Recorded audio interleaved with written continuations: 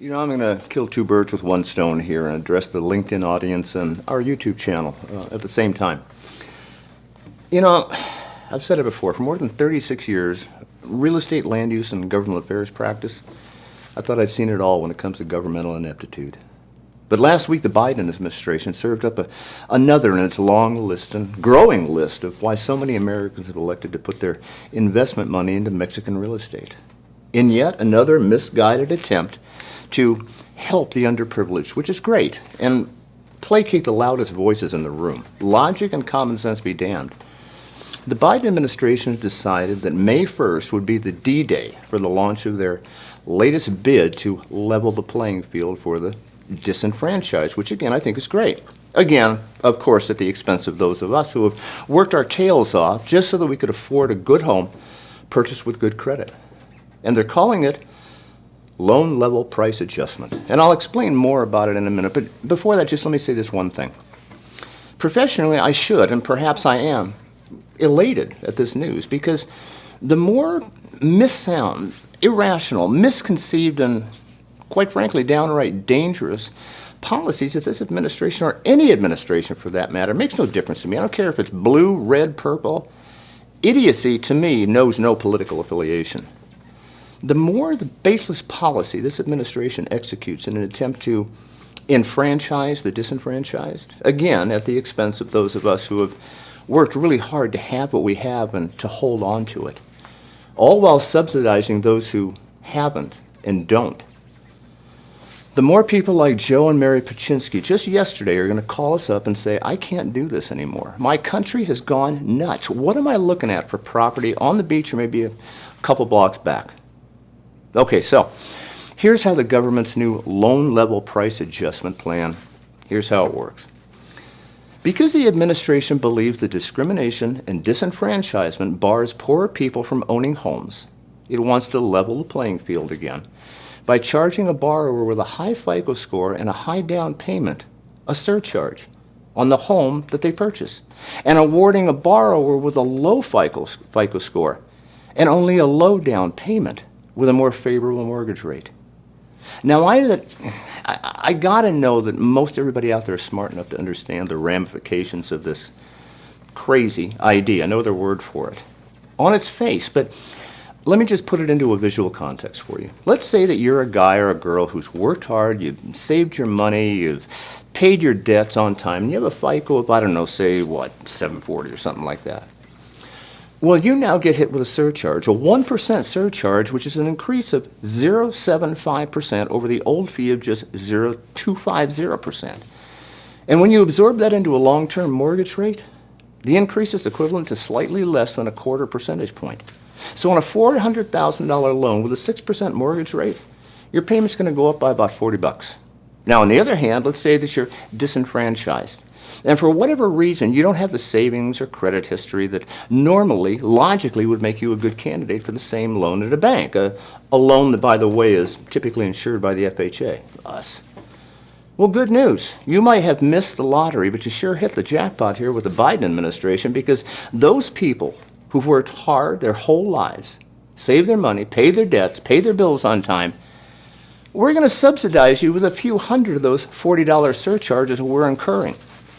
So because you only have about 5% to put down on that $400,000 home that you really can't afford anyway, not now or when the mortgage payments start coming due, and your FICO is sitting at, I don't know, 620, anything really below 679, well, we're now going to get you gifted a 1.75% fee discount, and that decrease from the old fee rate of 3.5, when you absorb that into the long-term mortgage rate, it equates to a 0.4 or 0.5% discount. So while the top line, short-term effect of this misguided altruism is easy to see because it's always that way with good intentions, the bottom line, long-term effects, well, they're not so apparent all the time. You see, the problem with good intentions is simple. They always come with unintended consequences, ramifications, that the government, as usual, you never really get hit with, because they're constitutionally immunized from prosecution over their actions. We can't go after them. And as usual, the taxpayer picks up the tab. here because the FHA, Fannie and Freddie, they insure these loans. And who funds the FHA? We do, the taxpayers. So when the disenfranchised, who are still disenfranchised, but now they're disenfranchised in a $400,000 loan, that they have little incentive to stay in because they have little or no equity in it. When they start defaulting on those loans, as they're going to do, we as taxpayer-insured loans? What's the plan then, Mr. Biden? Where's the next governmental bailout coming from? Us. That's who. Plain and simple. And just like the meltdown of 2007, for those of us who saw that coming, well, there's a little difference here, except that now we have a recession to deal with on top of all of it. It didn't take a law degree to see what was going on in '07. I'm nothing special. As trained, licensed, and professional real estate professionals, we all knew what was going on. But we were, quite frankly, making too much money to do the right thing, especially the agents and the brokers and the mortgage bankers and the brokers who did the bundling and selling of those securities. It was a national cash cow that nobody really wanted to kill, even if we could, which we couldn't. It was out of our hands. So we just turned a learned, albeit blind eye to everything that was going on back then. The only difference here is that then it was pure private sector calculated greed that drove the bus. Now, it's pure governmental, unqualified altruism that's at the wheel. This administration wants to make a difference. Great. Good. I got that. We all do. Not only is it trying to help the disenfranchised altruistic, it's also stylish. Everyone wants to look good while they're doing a good thing.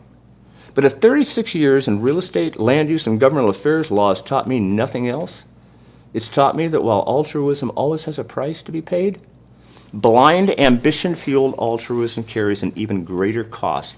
And the bottom line cost of this misguided policy, it's going to be monumental for us, the taxpayer, not the government. Because just like always, it's the U.S. taxpayer that funds the cost of foreclosures. Not the banks, not the government, and certainly not the disenfranchised. It's the taxpayer. So why did I say originally that professionally I couldn't be happier? Because as I've said before, with the direction this country is going financially, with the Fed's attempts to curb inflation by continually increasing the interest rate, the sky-high cost of food and fuel, the escalating cost of living, the depression of the real estate market and its diminishing returns on investment, the rapid rise of real estate foreclosure activity, the volatility of the stock market, and the depressed returns on T-bills and other instruments that everybody once thought was so safe. And now this misguided attempt to be altruistic and stylish, it's going to do nothing but drive people with investment capital and those who seek a less volatile, less stressful, simpler life into a second, third, and sometimes even a fourth look at Mexico and our still appreciable, affordable real estate, where they find that most of the media hype propaganda that surrounds Mexico is just that. It's propaganda, born and bred in America and designed specifically to keep American investment dollars in America where it can be controlled, regulated, and taxed, all to keep our government solvent at a time when the country is once again running out of money and forced to, once again, raise the national debt ceiling, which, by the way, is already at an all-time high, all because we just can't seem to curb the spending. And as Clint Eastwood once said in Dirty Harry, except that out there you're going to have a partner. And if you get blown away, he gets blown away with you. And that's a hell of a price to pay for being stylish.